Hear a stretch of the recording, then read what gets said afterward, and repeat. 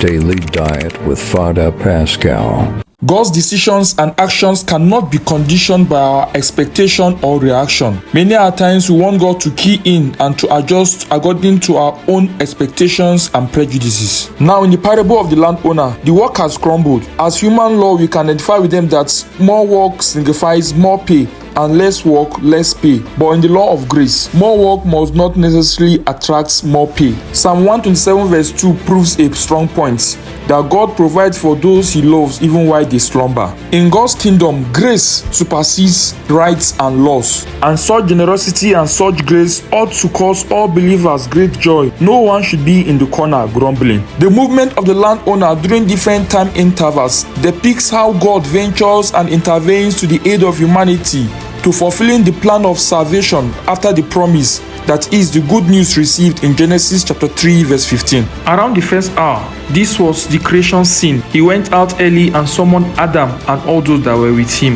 The third hour, he summoned Noah and those that were with him. At the sixth hour, it was Abraham and those who were with him. This was the time of the institution of circumcision. And on the ninth hour, it was Moses and David. They are the ones who came before the advent of Christ. At the 11th hour, he called the Gentiles, the only group he admonished. Why do you stand idle? They answered, no one has hired us. For neither Moses nor any of the holy men nor the prophets spoke to the Gentiles, but to Jerusalem alone. Nevertheless, the Lord welcomed them into the vineyard.